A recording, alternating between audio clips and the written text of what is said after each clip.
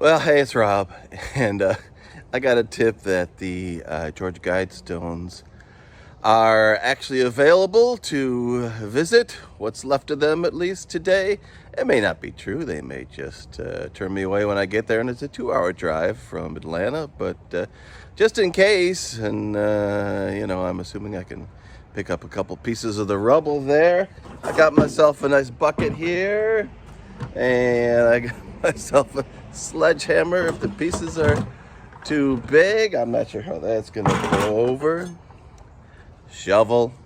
I'm hearing that there are pieces that are blown far enough away that they are on other people's property, probably being walked on by cows at the moment. But anyway, let's get out to Elberton and see what's left of the Georgia Guidestones. All right, and here I am again amongst the cows in Elbert County. I called it Elberton County last time, but it is Elbert County. Elberton is the city, the granite capital of the world, so they say. Well, they've got a little less granite today because we are about to just head down the street here a little bit and see what's left of the Georgia Guidestones. Let's check them out. They might have to think about renaming this street now. Well, I'm in the parking lot of what used to be the Georgia Guidestones, and as you can see, it's all been leveled, bulldozed, removed. I thought maybe the big slabs would still be laying here or something, but they have cleared this out at a record pace. I mean, they knocked these things down and moved them out so fast it almost would make your head spin. They even filled in the hole where they dug for the time capsule and couldn't find anything. That's all that's left, huh? Found anything good? Well, I've got family members that they come to visit me and they want to come out here. Yep. So they sent me a little note and said, "Can I have a piece of the Guidestones?" So I came from Atlanta. I didn't know what to expect, but I didn't expect they'd have it all hauled away. They did it like they just took, instead of letting the stones just drop, and being preserved, the ones that were left, they just bulldozed them down. They came in here with a bulldozer Friday. And from what I read online this morning, GBI's is in possession of the monument now. What's left of it. I guess so. Just your first name's good? Yeah, Angela. Angela. And why are you out here today at what's left of the Guidestones? Just to be in reverence Yeah. of what's left of the Guidestones and for them to feel the aura, the energy. Yep. I've visited them before, lived in the area, grew up in Elberton County.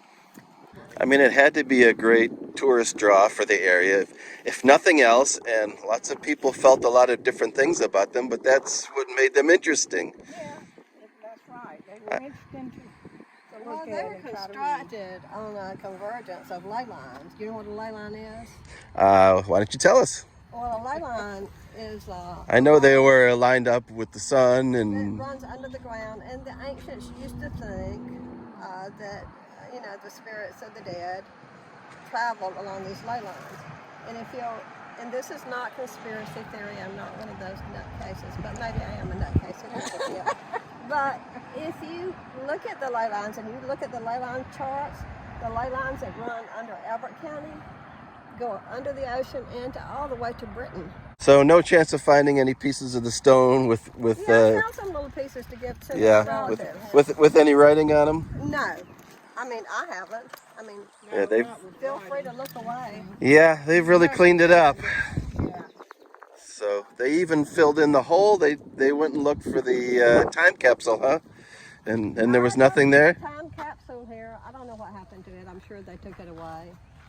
I don't know. Yeah, they said they didn't find it. They didn't find it.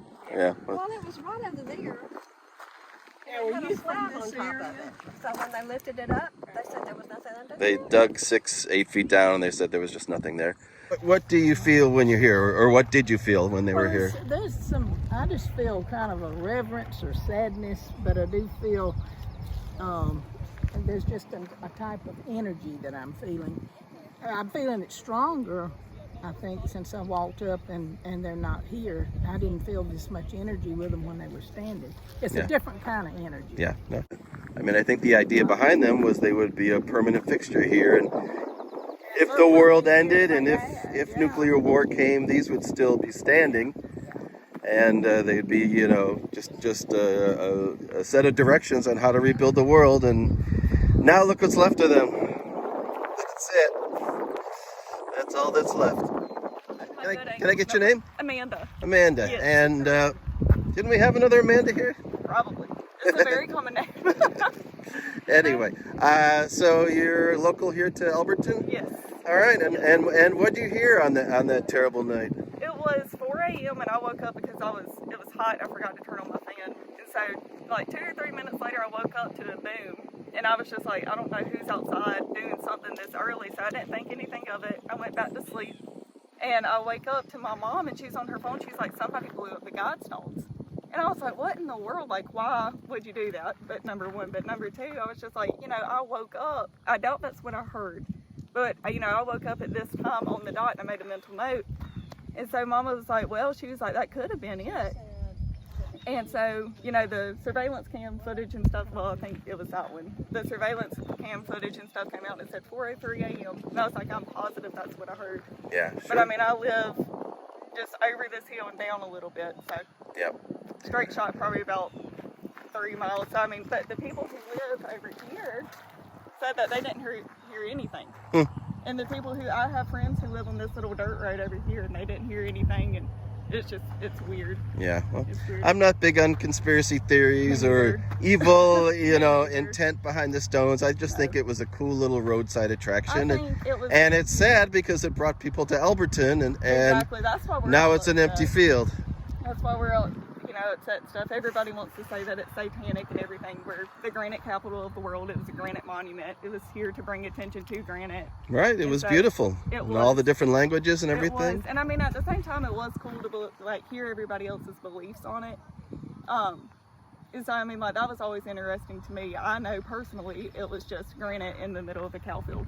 Right. You know, to bring attention to granite. So I mean, for somebody to do this is just awful. Yeah, and now it'll go back to the cows. Yeah, I know.